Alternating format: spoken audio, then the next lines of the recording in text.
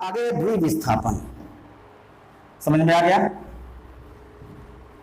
द्विविस्थापन का मतलब होता है दो अभिकारक होते हैं, इन दो अभिकारकों में दोनों एक दूसरे को आयन को एक्सचेंज करते हैं, आयनिक एक्सचेंज बल्कि इसमें होता है।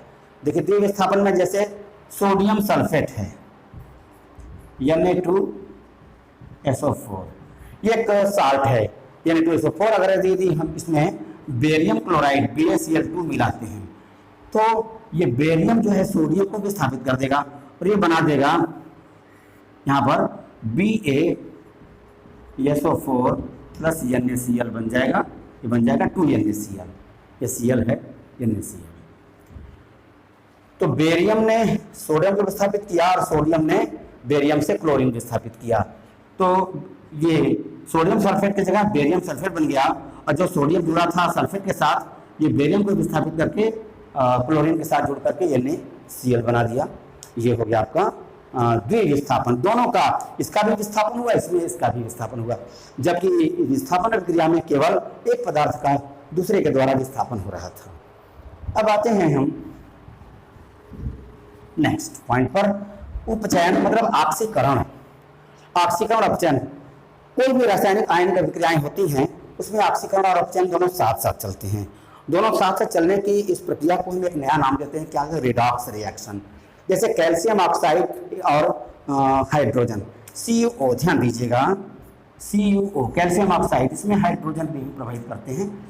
तो क्या होगा, यहाँ पर कॉपर का अपचयन हो जाएगा और हाइड्रोजन का ऑक्सीकरण हो जाएगा, यहाँ पर बन जाएगा Cu प्लस H2O।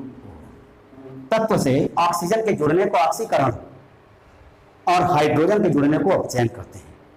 तो यहाँ पर क्या होगा, ऑक्सीजन यदि पृथक होता है तो अपचयन हो गया, तो कॉपर का क्या हो गया, यहाँ पर अपचयन हुआ और इसका जो होगा हाइड्रोजन का इसमें क्या हो गया, ऑक्सीकरण, क्योंकि ऑक्सीजन यहाँ पृथक हो रहा है, यहाँ ऑक्सीजन जुड़ रहा है, तो ऑक्सीजन का जुड़ना ऑक्सीकरण और ऑक्सीजन का पृथक होना अपचयन कहलाता है। ऊष्माक्षेपी अभिक्रिया में ध्यान दीजिए, वह अभिक्रिया जिसमें ऊष्मा बाहर निकलती है।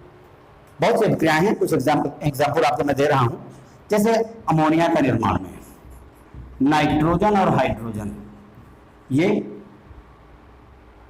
Fe और मॉलिब्डेनम उच्च ताप ATM एटमॉस्फेरिक टेम्परेचर प्रेशर और उच्च टेम्परेचर जब दी जाती है तो यह किस में बदल जाता है, NH3 अमोनिया में। 2 कर दीजिए, यहाँ पर 3 कर दीजिए, बैलेंस हो गए। इस क्रिया में 2400 कैलोरी एनर्जी निकलती है, या तो 22.4, या आप लिख दीजिए सीधे यहाँ पर एनर्जी ये प्रोड्यूस होती है या ऊष्मा बाहर निकलती है, हीट। तो यह अभिक्रिया जिसमें, वह अभिक्रिया जिसमें ऊष्मा बाहर निकलती है उसको ऊष्माक्षेपी अभिक्रिया कहते हैं, जैसे अमोनिया का निर्माण। अब आते हैं ऊष्माशोषी अभिक्रिया में। ऊष्माशोषी का एग्जाम्पल मैं आपको दे रहा हूं, अभी समझ में आ जाएगा। जैसे PCl5 यह पेंटा फास्फोरस पेंटाक्लोराइड, फास्फोरस पेंटाक्लोराइड यदि हम वियोजित करते हैं तो बनता है PCl3 प्लस Cl2, और माइनस, वहां पर प्लस हो रहा था तो यहाँ पर माइनस, मतलब ऊष्मा ले रहा है तो माइनस, ऊष्मा निकल रहा है तो प्लस, माइनस डेल्टा E। कुछ एनर्जी इसको चाहिए, इसको वियोजित होने के लिए PCl5 टूट करके फास्फोरस ट्राइक्लोराइड और क्लोरीन में। तो यह एग्जाम्पल है ऊष्माशोषी अभिक्रिया का। और लास्ट है पुनर्विन्यास अभिक्रिया। पुनर्विन्यास अभिक्रिया का मतलब होता है फिर से एडजस्ट हो जाना। अमोनियम साइनेट NH4CnO, यह अमोनियम साइनेट अकार्बनिक पदार्थ है, लिख देना अमोनियम साइनेट, यह अकार्बनिक पदार्थ है। जब इसको गर्म किया गया तो गर्म करने के बाद एक सफेद क्रिस्टलीय पदार्थ था। बर्जीलस का जो सिद्धांत था, जैव सिद्धांत की कार्बनिक पदार्थ सिर्फ जीवों से प्राप्त होते हैं, अकार्बनिक पदार्थ से कभी कार्बनिक पदार्थ प्राप्त नहीं किया जा सकता।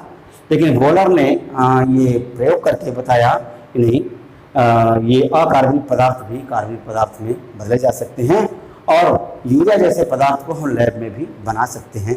सिर्फ यूरिया को माना जाता था केवल ये प्राणियों के मूत्र में पाया जाता है, तो अमोनियम साइनाइड को गर्म करने के बाद सफेद क्रिस्टलीय पदार्थ जो प्राप्त हुए NH2CO NH2, और वही है देखिए हाइड्रोजन 4 तो हाइड्रोजन 2 2 4, उसी का पुनर्विन्यास हो गया, फिर से विन्यासित हो गए। और 2 नाइट्रोजन, देखिए 2 नाइट्रोजन यहाँ पर भी है, एक कार्बन तो एक कार्बन, एक ऑक्सीजन है। माने जितने एटम इधर हैं एलिमेंट के उतने ही इधर भी हैं, लेकिन उनका केवल जो विन्यास था, स्थान वो बदल गया और एक नया पदार्थ बन गया, और ये बन गया यूरिया। इसको कहते हैं पुनर्विन्यास विक्रियाएं। बहुत से विक्रियाएं का नाम है, विलोपन विक्रिया है, वो आपको बाद में बताया जाएगा। तो ये क्लियर हो गया आपको कि रासायनिक विक्रियाएं कितने प्रकार की होती हैं। आपके कोर्स में केवल 5 दिया हुआ है, संयोजन, वियोजन, विस्थापन, द्विविस्थापन, उपचयन और अपचयन। और शेष विक्रिया मैंने आपको बता दिया, ऊष्माक्षेपी, ऊष्माशोषी और पुनर्विन्यास विक्रियाएं। अब इसके बाद संक्षारण और विकृत गंधिता है, आपको नेक्स्ट में बताएंगे।